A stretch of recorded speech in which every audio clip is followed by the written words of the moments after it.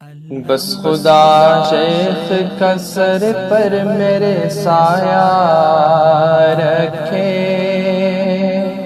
بس خدا شیخ کا سر پر میرے سایہ رکھے۔ لقد من اللہ علی المؤمنین اذ بعث فیہم رسولا من انفسہم یتلو علیہم الکتاب والحکمہ، صدق اللہ العظیم وصدق رسولہ النبی الکریم ونحن علی ذلک لمن الشاہدین والشاکرین والحمد للہ رب العالمین۔ گرامی قدر عزیز دوستوں اور بزرگوں، اللہ تبارک و تعالی نے ہم لوگوں پر خصوصی طور پر جتنے انعامات فرمائے ہیں، اگر ساری زندگی ہم ان انعامات کا شکر کرنے کے بجائے گننا شروع کر دیں تو گنتی کر کے ان کو پورا نہیں کر سکتے۔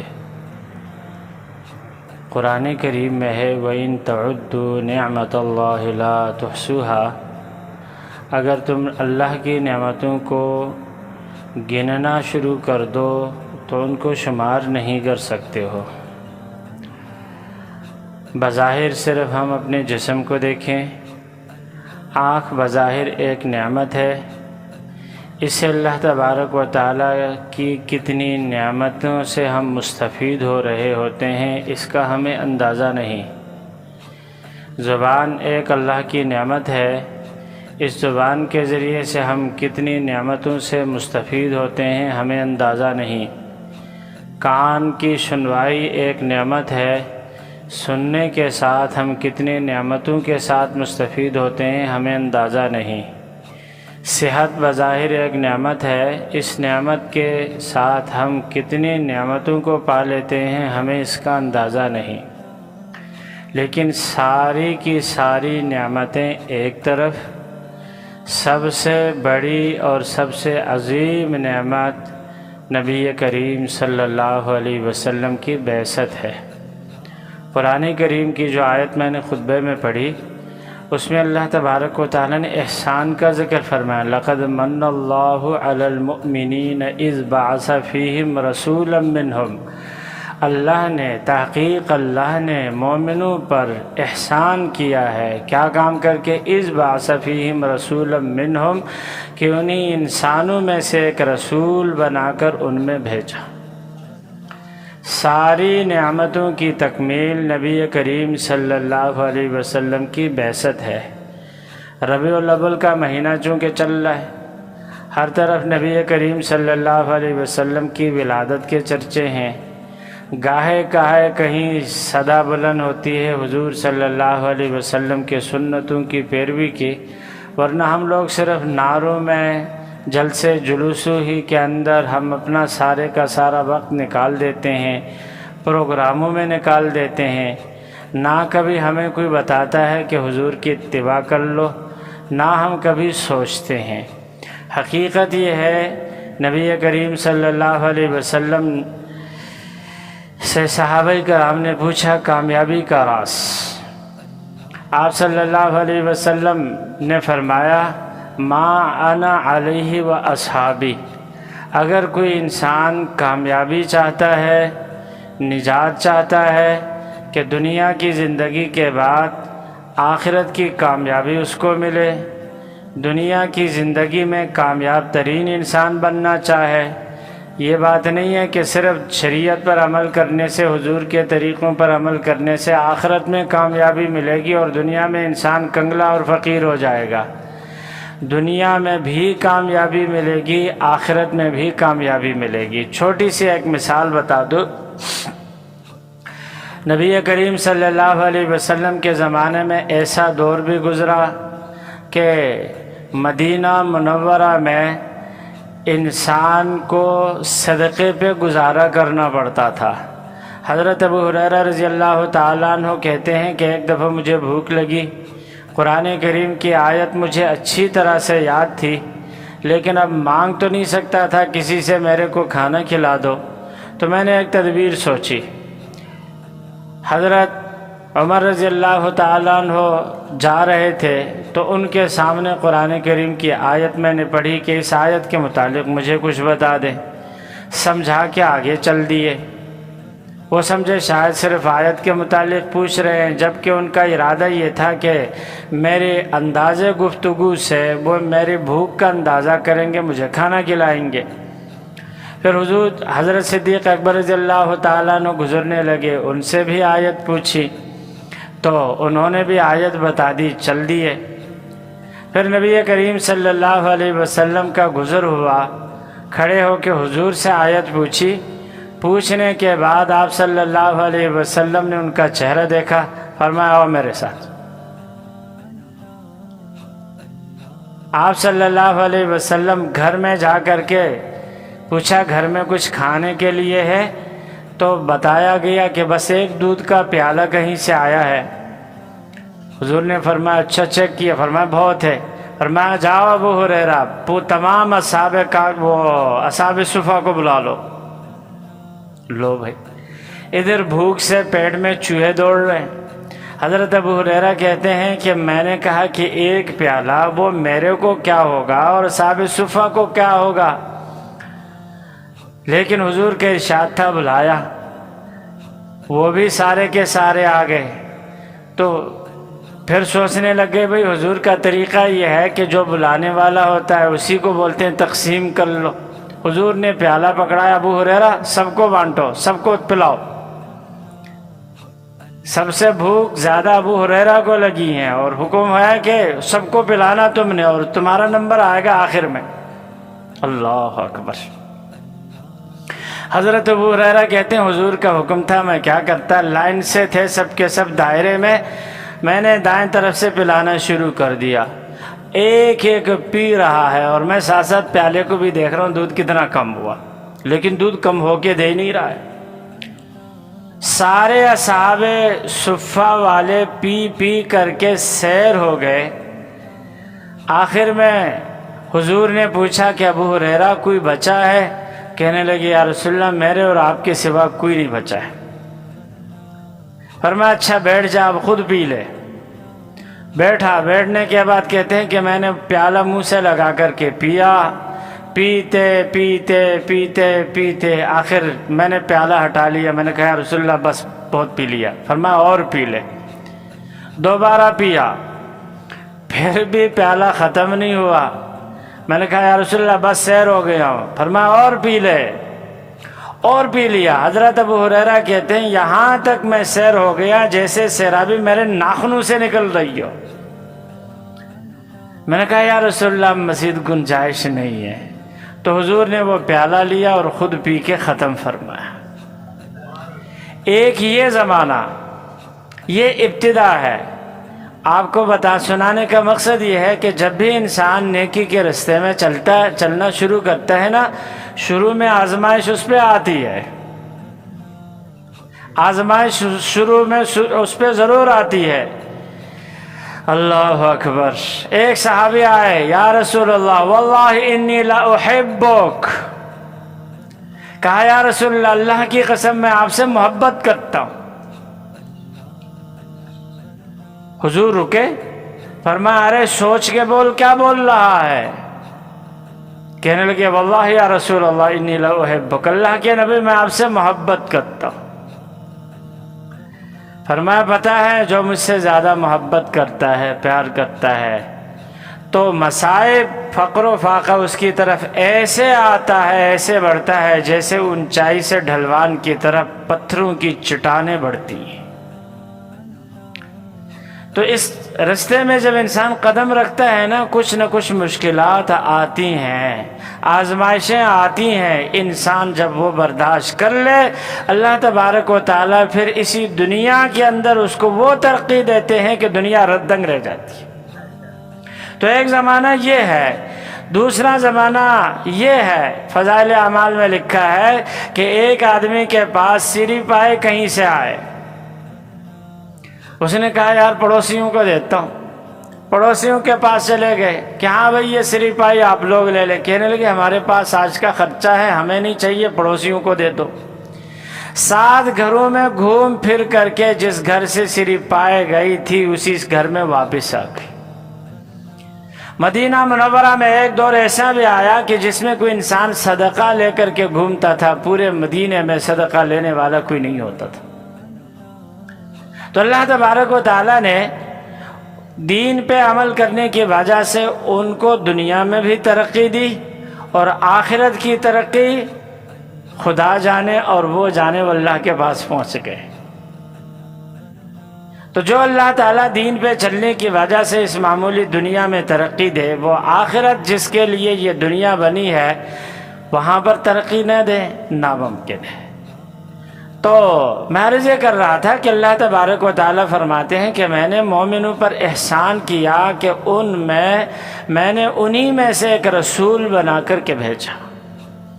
آج اللہ تبارک و تعالیٰ کی جتنی نعمتیں ہیں، یہ نعمتیں اس وقت بن سکتی ہیں کہ جب حضور صلی اللہ علیہ وسلم کی ہدایت پہ ہم چلیں، ورنہ جو نعمتیں اس وقت ہمارے پاس اللہ کی دین موجود ہیں وہ نعمتیں ہمارے لیے وبال بھی بن سکتی ہیں۔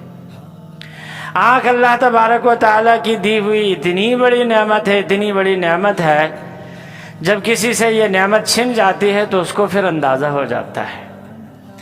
بخاری اور مسلم کی روایت ہے، نبی کریم صلی اللہ علیہ وسلم فرماتے ہیں کہ اللہ فرماتے ہیں کہ جس کی میں آنکھیں چھین لوں اور وہ صبر کر لے، جس کی میں آنکھیں چھین لوں وہ صبر کر لے، تو میرے ہاں اس کا بدلہ جنت کے سوا میرے ہاں اس کا بدلہ جنت کے سوا کوئی نہیں۔ تو یہ ہے اللہ تبارک و تعالیٰ کی نعمت۔ یہ کتنی بڑی عظیم نعمت ہے۔ غالباً پچھلے کسی مجلس میں بھی سنایا، حضرت زکریہ رحمہ اللہ مدینہ منورہ میں جا کر کے مقیم بن گئے تھے۔ وہاں سے کوئی اہم سفر ہو تب بھی نہیں جاتے تھے، یہ سوچ کر کے۔ پہلے امام مالک رحمہ اللہ نے بھی یہی طریقہ اپنایا تھا کہ مدینے میں جا کر کے مقیم بن گئے کہ بھائی میری موت یہاں پہ آ جائے، اور ان کی موت مدینے میں آئی۔ حضرت زکریہ رحمہ اللہ وہ بھی مدینے میں جا کر کے ٹھہر گئے کہ میری موت حضور کے شہر میں آئے، اور اللہ تبارک و تعالی نے ایسے ہی کر دیا۔ اس کے بعد دارالعلوم کراچی کے ایک استاذ حضرت عاشق الہی بلند شہری رحمہ اللہ، وہ بھی مدینہ ہجرت کر کے چلے گئے اور وہاں جا کر کے بیٹھ گئے کہ میری موت آئے تو یہیں پہ آئے۔ تو کچھ اللہ کے نیک بندے ہوتے ہیں، اللہ ان کی چاہت کو پورا کر دیتے ہیں۔ حضرت زکریہ رحمہ اللہ آخر وقت میں بینائی کھو بیٹھے تھے۔ آپ بیتی میں یہ واقعہ لکھا ہے کہ ان سے کسی نے کہا کہ حضرت آپ آنکھوں کا آپریشن کروا دیں، آنکھیں بنوا لیں۔ تو فرمانے لگے کہ بھائی جن کے ہاں مہمان بن گئے ہیں نا، وہ ہمارے حال کو دیکھ رہے ہیں، ان کو اگر ہماری یہ حالت پسند ہے تو ہم اس میں ان کی پسند میں دخل اندازی نہیں کریں گے۔ بظاہر یہ جواب دیا، در حقیقت ان کی نظر نبی کریم صلی اللہ علیہ وسلم کے اس ارشاد پر تھی کہ جن کی آنکھیں ہم چھین لیں اور وہ صبر کر لے تو ہم اس کے بدلے میں انہیں جنت دیں گے۔ تو یہ آنکھیں اللہ تبارک و تعالیٰ کی بہت بڑی نعمت ہے۔ جن کی آنکھیں چھن جائے ان سے پوچھئے کہ وہ بیچارے کس حال میں زندگی گزار رہے ہیں۔ لیکن یہ آنکھیں نعمت تب ہیں دوستو جب ہم حضور کی ہدایت کے مطابق اس کو چلا لیں۔ اللہ تبارک و تعالیٰ نے آنکھیں دی ہیں، ہم اس سے تلاوت کریں، ایک حرف پڑھیں گے اللہ تبارک و تعالیٰ 10 نیکیاں دیں گے۔ تھوڑی دیر کے لیے ہم سوچیں، عام طور پر آدمی جو نارملی اسپیڈ سے قرآن پڑھتا ہے تو 15-20 منٹ میں ایک پارہ پڑھ لیتا ہے۔ جو غیر حافظ ہیں، ناظرہ پڑھنے والے ہیں، 15-20 منٹ میں آرام سے پارہ پڑھ لیتے ہیں۔ ایک پارے میں کتنے حروف ہوتے ہیں آپ تھوڑا سا اندازہ کر لیں کیلکولیٹر پہ، تو کتنی نیکیاں اس کو مل گئی 15 سے 20 منٹ میں، انہی آنکھوں کی بدولت۔ یہی آنکھیں ہیں، حضور صلی اللہ علیہ وسلم ارشاد فرماتے ہیں جس کے ماں باپ زندہ ہیں صبح و شام وہ اپنے ماں باپ پہ ایک نگاہ ڈال دے، شفقت کی نگاہ، کہ میرے ماں باپ نے بچپن سے میرے کو پالا، مجھے بڑا کیا، میری تربیت کی، آج جو کچھ ہے میرے ماں باپ کی دعا کی وجہ سے۔ کچھ لوگ گاڑیوں کے پیچھے لکھتے بھی ہیں، کہتے ہیں کہ یہ میری ماں کی دعا ہے، اور کچھ لوگ عجیب ہوتے ہیں، کہتے ہیں یہ میری ساس کی دعا ہے۔ تو بہرحال ماں باپ کی دعا، جو انسان ماں باپ کو شفقت کی نگاہ سے ایک دفعہ دیکھ لے، حضور فرماتے ہیں کہ اس کو ایک مقبول حج اور عمرے کا ثواب ملے گا۔ ایک صحابی کہنے لگے یا رسول اللہ، کوئی بندہ 100 دفعہ دیکھ لے؟ فرمایا اللہ تعالیٰ اس سے بھی زیادہ دیں گے۔ تو اللہ کے خزانوں میں کوئی کمی نہیں ہے، لیکن یہی آنکھ ہے، اگر حضور کی ہدایت کے مطابق ہم نہ استعمال کریں، نامحرم عورتوں کو دیکھ لیں۔ مشکات شریف کی روایت ہے کہ قیامت کے روز میدان محشر میں اللہ تبارک و تعالیٰ کیا کریں گے؟ سب الآن کو فی عینیہ یوم القیامہ، سیسا پگھلا کر کے اس کی آنکھ میں ڈال دیا جائے گا۔ ذرا سا کوئی تنکا آنکھ میں چبھ جائے ہمیں کتنی تکلیف ہوتی ہے۔ آج کل آشوب چشم کی بیماری چلی ہوئی تھی، ہر بندہ اپنی آنکھوں کو لال لے کر کے گھوم رہا تھا، کالا کالا چشمہ لگا کر کے وہ گھوم رہا تھا، آنکھوں کی تکلیف، آنکھوں کی تکلیف، آنکھوں کی تکلیف۔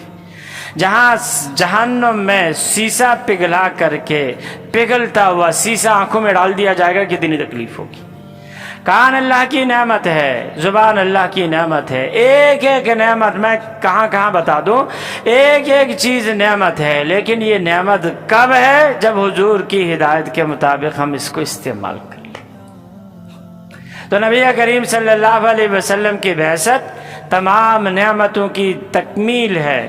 2 طرح کے لوگ دنیا میں ہیں، ایک وہ ہیں جنہوں نے حضور کی ہدایت پہ عمل کیا، کلمہ پڑھا، حضور کی سنتوں کو اپنایا۔ دوسرے وہ لوگ ہیں جنہوں نے کلمہ نہیں پڑھا، کفر کی زندگی گزار لی۔ جتنی نعمتیں ہمیں میسر ہیں اتنی نعمتیں ان کو بھی میسر ہیں۔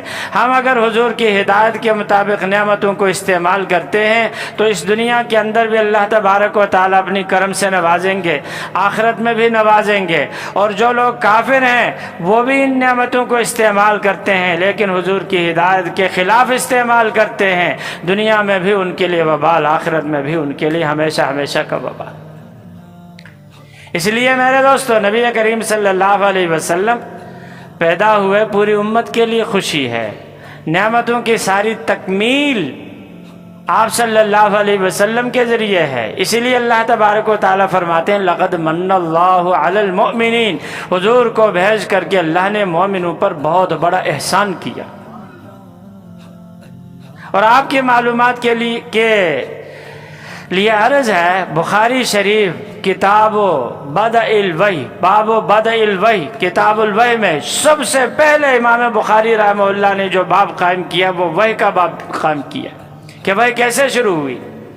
اور اس میں امام بخاری رحمہ اللہ نے یہ روایت نقل کی ہے کہ نبی کریم صلی اللہ علیہ وسلم کو نبوت ملنے سے پہلے 6 مہینے تک آپ صلی اللہ علیہ وسلم غار حرا جا کر کے وہاں اللہ کو یاد کیا کرتے تھے۔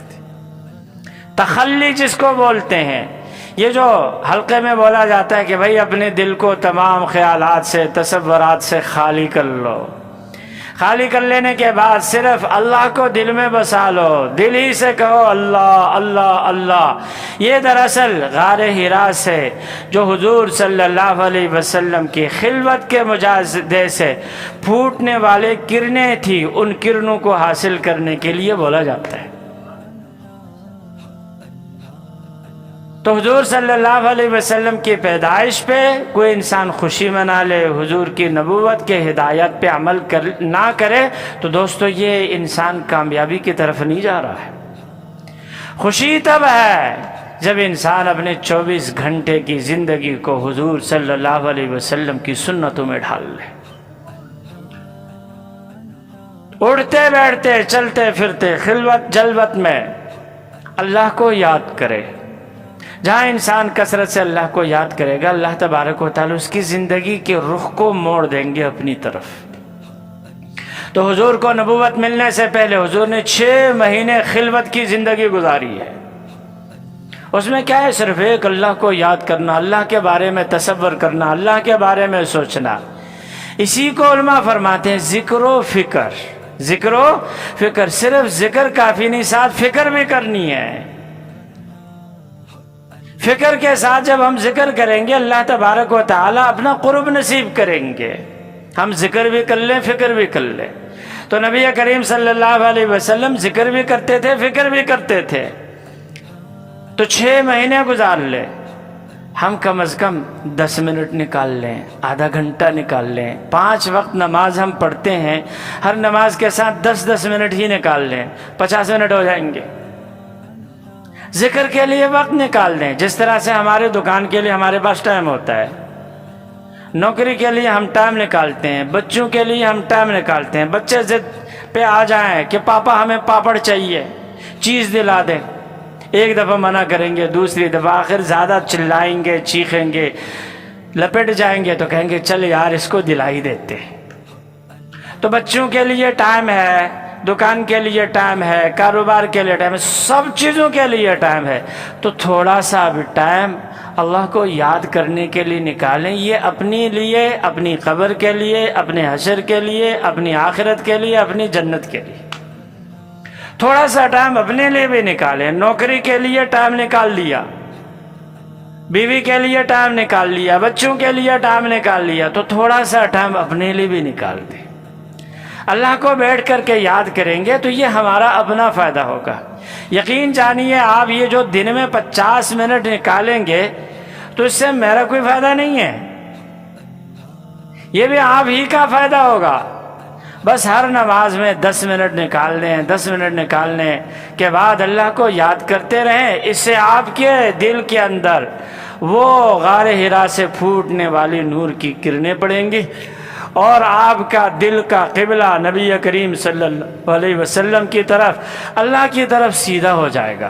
اللہ تبارک و تعالیٰ مجھے آپ سب کو اپنی یاد کی زیادہ سے زیادہ کرنے کی توفیق عطا فرمائے۔ وآخر دعوانا الحمدللہ رب العالمین۔ لیٹ کیوں ہو کر رہی ہے؟ آپ لوگ لیٹ آئے